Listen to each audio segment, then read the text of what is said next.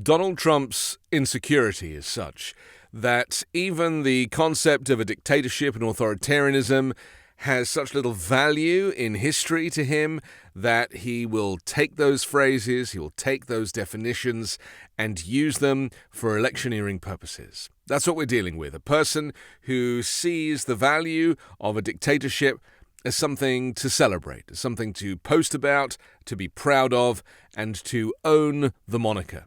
And, let's be very clear. Donald Trump loves dictators. He celebrates them. He sees people like Putin and Xi Jinping and Kim Jong-un as to be celebrated because of their strength and their ability to handle, in the case of Xi Jinping, he talks about 1.4 billion people and he rules them with an iron fist. And he says it with a smile on his face.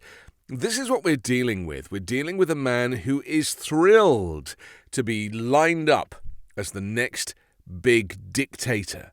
Because in his mind, he's thinking, I've got 330 million Americans that I can dictate over, and I can, in turn, then be on the list of the great dictators of history.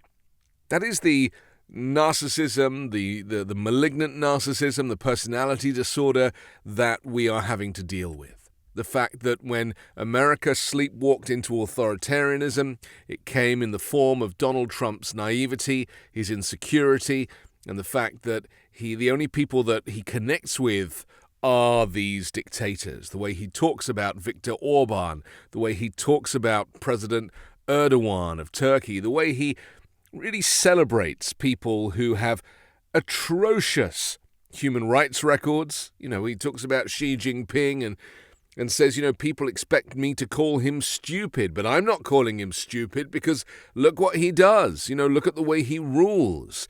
He cannot understand that nobody is asking him to question their intelligence, but only to look at their record. And in the case of China, their human rights record. In the case of Vladimir Putin in Russia, imprisoning and now disappearing the opposition in the form of Alexei Navalny.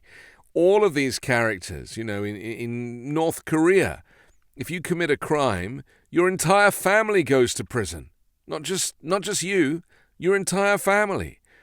I wonder if Donald Trump has ever really considered the detail in how these dictators run their countries.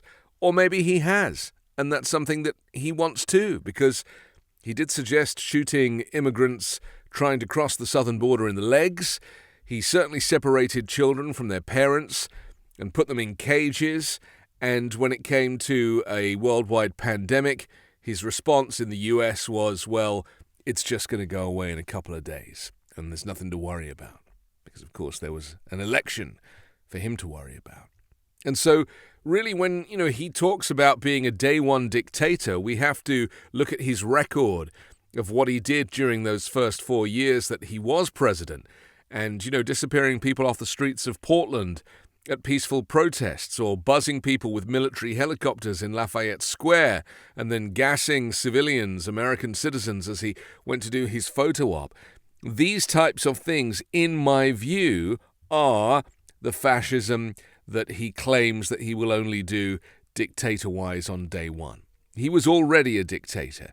He was prevented from having the military parades and really kind of ramping up that kind of militarized aspect of his dictatorship, although admittedly the National Guard were on the streets as the local shops and stores were boarded up because of people protesting Trump's policies. I think it's very easy to forget quite how bad it was during those 4 years, and to claim that he'll be a day one dictator is just foolish, and Sean Hannity's questioning about him being a day one dictator was just ridiculous. You don't ask someone if they're going to be a dictator when they've already been a dictator. You don't ban every Muslim from entering the US and claim that that's not an authoritarian position. You cannot discriminate against people based on their religion in America. If you bother to read the Constitution, not something that he chose to do. And of course, he has promised that the Muslim ban will be back on day one of his next presidency. So what are we dealing with now? Somebody who promotes the word dictator and dictatorship on their Truth Social posts, somebody who enjoys the brand, who recognizes that actually for him a dictatorship is a badge of honor. It's actually like the military stripes that he didn't get because he didn't go into the military because of those invisible bone spurs. And to really understand Donald Trump, you will recognize that the man is unraveling.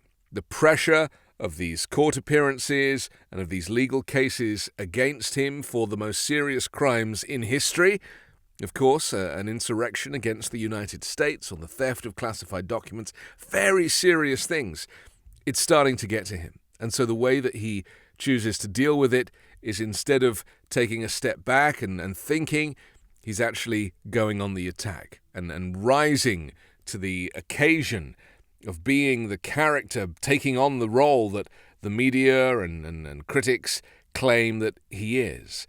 He was never really inside a dictator. He's always been a weak, lonely, and very sad individual. But it adds to his brand, his Trump brand, his brand of strength and power, to be labeled a dictator. He loves it. He, as we know, read Hitler speeches, has recently been copying Hitler quotes, talking about poisoning the blood of the country. And, this stuff is not the stuff of fantasy. This is actually happening. This guy is officially the leading contender for the Republican primary. And yet we're having to ourselves contend with the fact that he is taking on this role of dictator, of authoritarian, and of autocrat. He's proud of it. He loves it. He's not shying away from it. And as the pressure on him builds over the next 10 months, he will ramp up the attacks, the insanity, the abuse, the craziness, and most importantly, the fascism that does not ignore or deny that America is not just sleepwalking into authoritarianism or dictatorship, but fascism. And historians will look back and say, well, how did it happen? And the answer is that we didn't take the threat seriously. Well, I'm sounding the alarm. Many other independent journalists and even legacy media are starting to ring the bell and say, stop, listen, you have a choice. There is a crossroads in America's political and historical timeline. You choose dictatorship with Donald Trump or democracy with Joe Biden. I'm Anthony Davis. You can hear me every day on the 5-Minute News Podcast, on Wednesdays co-hosting Uncovered, and on Sunday on The Weekend Show with Midas Touch.